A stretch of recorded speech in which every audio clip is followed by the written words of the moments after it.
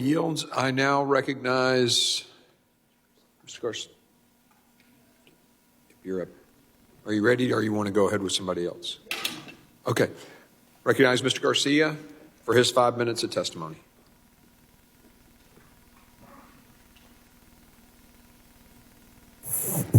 Thank you, Mr. Chairman. Just want to reiterate that I think it's been said this very many times today by our colleagues here on the House side, on the Democratic side, that we all know that this impeachment inquiry, this effort to try to impeach the Secretary is a complete political stunt and sham, and I just want to reiterate that. We all know it's a political ploy that's not grounded in the facts, truth, and has been conjured up for just one simple purpose, and that's to score cheap political points against the Biden administration. We also know that we've had articles from the New York Times and other publications just really laying out that this is all about this pursuit of impeaching mayorkas. It's about this kind of effort that's been started, quite frankly, by even a member of this committee for many, many, many months. That's all just really about hurting the president. Now, Professor Bowman, Republican leaders have been quoted promising donors that they would impeach Secretary Mayorkas in fundraisers back in April of 2023. Do you believe this committee has uncovered any evidence of high crimes or misdemeanors since that time? Not that I'm aware of. And thank you. And let's be clear. What we're moving ahead with today is because extremists, including some folks that are in this committee, have demanded it over and over again. Now, I want to give a couple of quotes from some members of the House. Congressman Andy Biggs told Newsmax that Republicans, quote, have nothing to campaign on. And he said that he was embarrassed by this. Now, Congressman Chip Roy has said, and I want to quote, I want my Republican colleagues to give me one thing, one that I can go to campaign on to say that we did. Just one, end quote. And in fact, this last Monday, he went on TV to call the Republican conference, and I quote, a continued failure theater, end quote. So I understand that we're trying to throw red meat to an extremist base, but we're wasting the public's time, and we know that the Senate will laugh off all of these charges. And let's remember the bigger picture. Some of my friends on the other side of the aisle don't want to really govern. They're not serious about solutions that could actually become law. And they're obstructing $14 billion in emergency supplemental funding. They voted against hiring hundreds of additional Border Patrol agents and of ports of entry, and have opposed the incredible resources that we've been trying to send around technology, supporting organizations on the ground, support for Border Patrol agents, and many other types of funding. And I also want to remind the committee and the public that President Biden, on his first day in office, sent a comprehensive immigration plan to Congress, which Republicans have refused to act on. I also want to note that Secretary Mayorkas has continued to try to negotiate a bipartisan, sensible, and humane approach to actually fixing our immigration system and trying to actually address the issues that remain along the border. Because Democrats agree there are issues and challenges along the border, and we want to see those fixed. You know, as an immigrant myself, I've always believed this is a nation of immigrants. We should never forget that this country was based on so much hard work and labor of immigrants that now live all across this country. And our immigration system won't be fixed by this impeachment process, and it certainly won't be fixed by their proposal, which is H.R. 2. And let's set the record straight about H.R. 2. The bill would end Health and Human Services funding for legal representation of unaccompanied children in immigration proceedings. It would essentially send children to detention camps, and the bill subjects all unaccompanied children to an accelerated removal process, as we know, in horrible conditions at these facilities that we have seen over the last few years. And quite frankly, we know this is not just not a solution, but it's inhumane and cruel to demonize some of the most vulnerable people that are coming to our country. We want to address the root causes of migration. We want to ensure that legal pathways are followed. We want to make sure that folks receive the support they need back in their home countries. And we certainly don't want to defund organizations like Catholic Charities that would rip away aid to communities and to migrants across our country and along our border.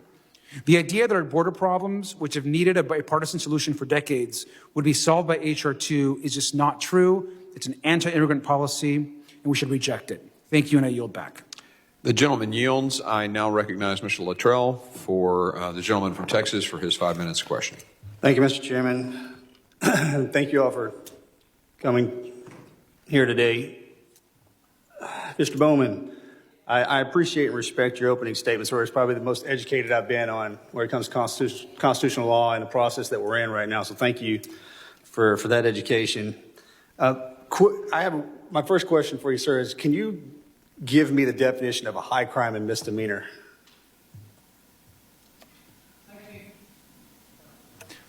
I think no single definition is satisfactory in every case, but I think Charles Black's is a pretty good general statement. That is to say, high crimes and misdemeanors should be extremely serious offenses in the way that serious crimes like treason and bribery are. Extremely serious. Second, from that, let me go off of that one, sir. That's a great point.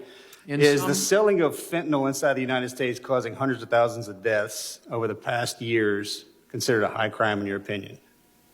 I'm unaware that the Secretary has sold any fentanyl. No, I'm not directing that to the Secretary. I'm asking you, is the selling of fentanyl inside the United States, killing hundreds of thousands of Americans over the years, would that be considered a high crime?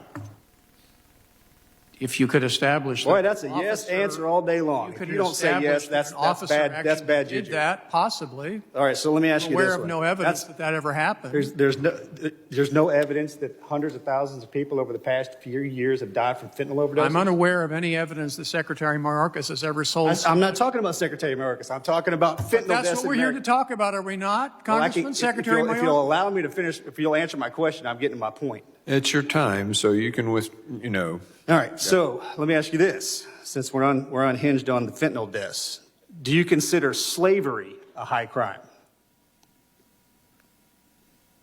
Is there any evidence that Secretary Mayorkas has enslaved anyone? This is getting a little bit more complicated than I thought it was going to be. I want to know if I'm supposed to go back to the folks in my district and tell them that the individual responsible for securing the American borders is falling short because the United States is one of the top countries on the planet for sex slaves. We lose 100,000 people a year to fentanyl overdoses, and the individual responsible for protecting us is Mr. Mayorkas. That's where I'm going with that. The fact that you didn't jump on top of and say that those things were absolutely involuntary, the worst things ever, is graphically disturbing to me. I pitched that one up as a softball, buddy, and you failed miserably. I'm from Texas. I feel this every day. And my colleagues and I, we have our disagreements, and I went down to the border with the other Republicans. I didn't have a polo on. I didn't get behind the podium. I talked to everybody down there that works down there. I talked to the ranchers, the citizens, and they tell me every single day that we are overwhelmed. And Ms. Titus brought up an amazing point. Yes, if we remove Mr. Mayorkas, Mr. Biden will put another Democratic member in that spot. We know that. I'm here for this reason. I'm sending a message that my people can no longer take it. We are dying by the droves. Every year I have to look at the mothers. I look at the mothers and fathers that lost their kids for fentanyl. I look at them every single day when I'm out in the district. And it's all coming across our southern border. Through the ports of entry. Yes, I got it. But if you're responsible for securing our borders, then you better act like it. And this individual is not. And that is the problem, sir. Period. In a discussion. These atrocities that we are seeing, you can't explain. 40 million people are enslaved on the planet. 40 million. And America is leading up top with that problem. And you ask where they come from, they come across our southern border and our northern border. And that, sir, is the responsibility of the Secretary. And since he has failed to conduct his job for the past few years, we need somebody else. Now, I'm Mr. Mayorkas. I've chatted him up. He is a family man. He's a good man. And I'm going to be crucified going back home and saying that. I've spoken face to face.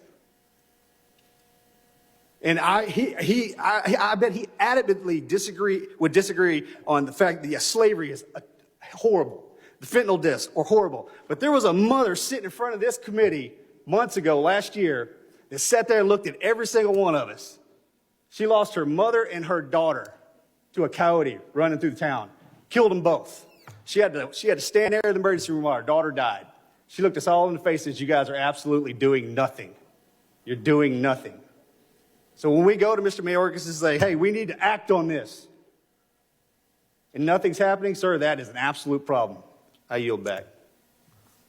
Gentleman yields. I now recognize Ms. Clark from New York, the gentlelady from New York, for her 5 minutes of testimony. Thank you, Mr. Chairman, and good afternoon.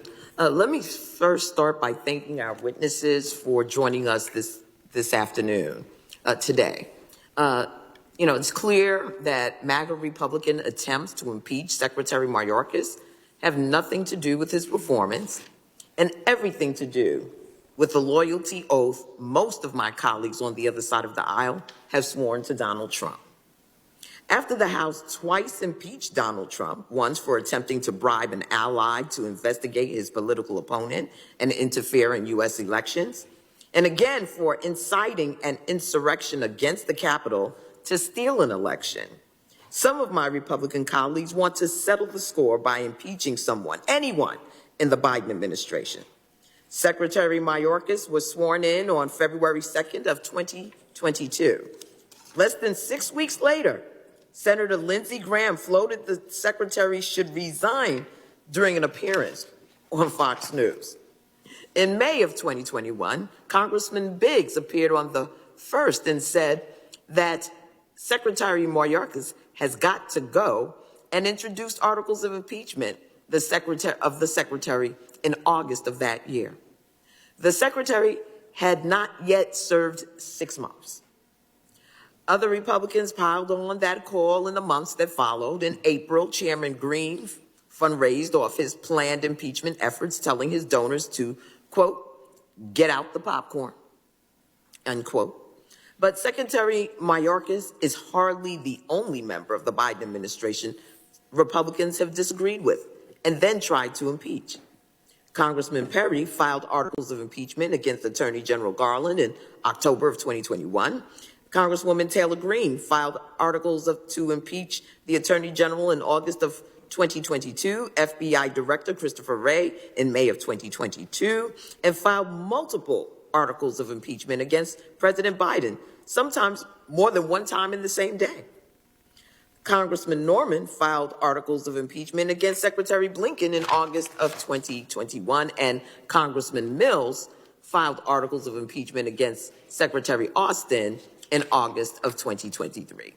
Meanwhile, Republicans have filed multiple resolutions to expunge the impeachments of Donald Trump. I'm concerned that my Republican colleagues fail to understand the gravity of impeachment.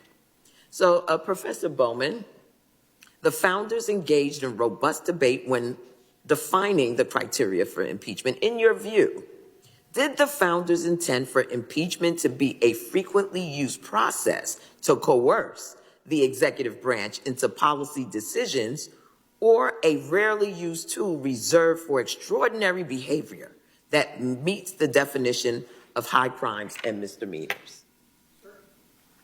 Certainly the second, Congresswoman. I mean, the key point here is not only that impeaching Secretary Mayorkas will affect absolutely no change in border policy, border legislation, but even if impeaching a cabinet secretary could really accomplish something consequential, it would be terrible for the country because it would overthrow the basic principle of separation of powers on which the Constitution and our system of government are actually based. Congress and the executive are supposed to work together to solve the country's problems. They're often going to disagree about how to do that. But in our system, the solution is the hard work of legislation, of negotiation, of compromise, of coalition building.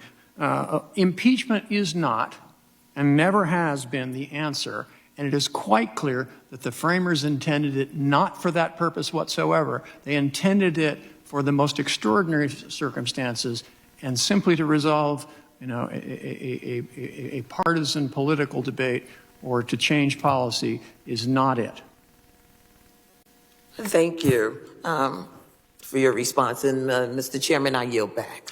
Gentlelady yields. I now recognize Mr. Strong. And for the Committee room, Mr. Strong will be the last, and then we'll go vote and come back at 2:15. So, Mr. Strong, you're recognized.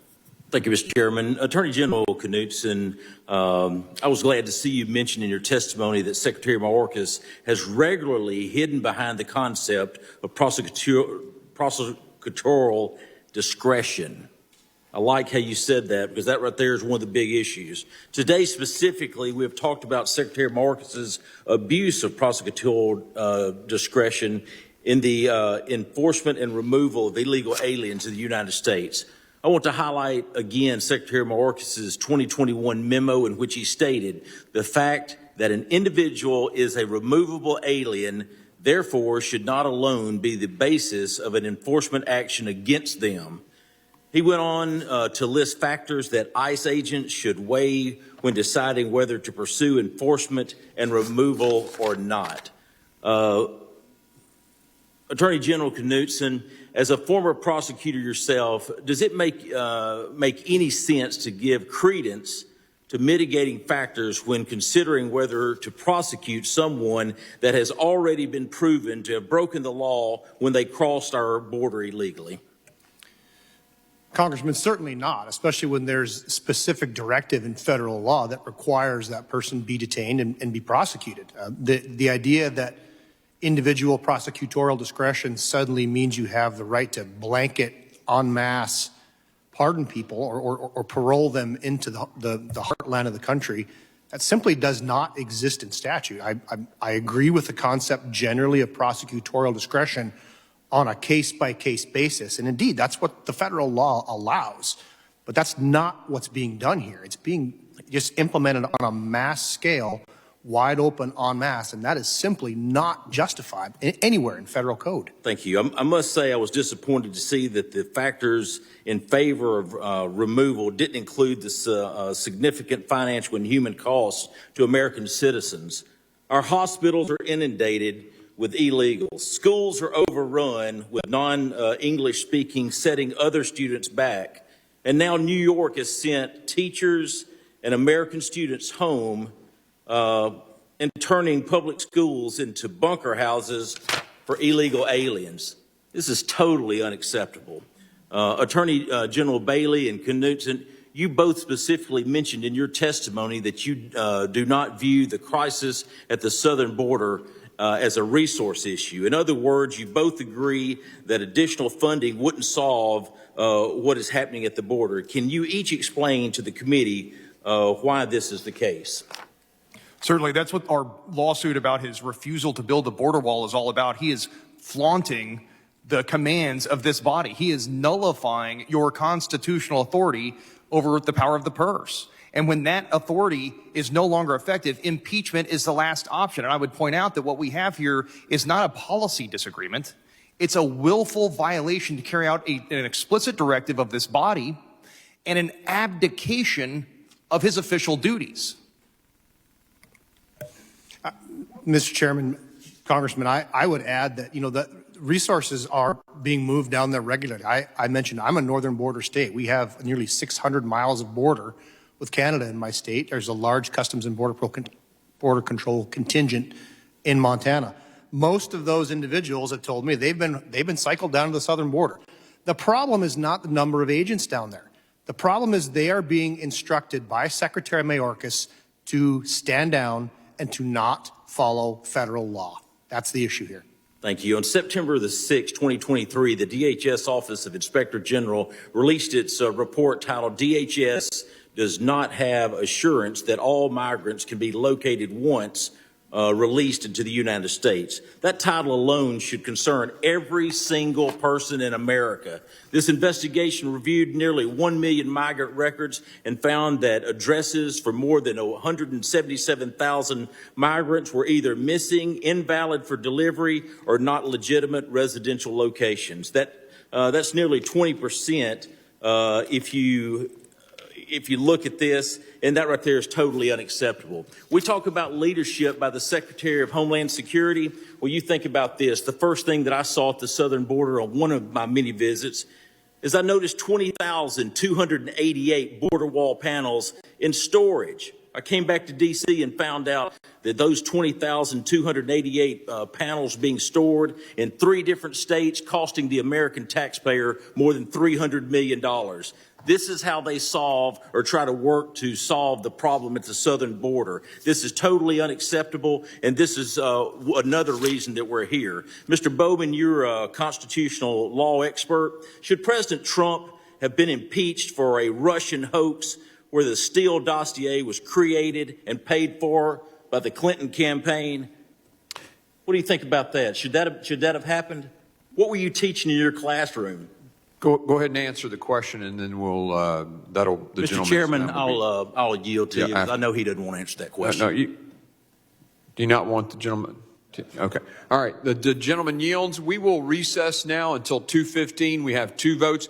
I need to chat real quick with the witnesses just to make sure that you guys can stay. We're in recess.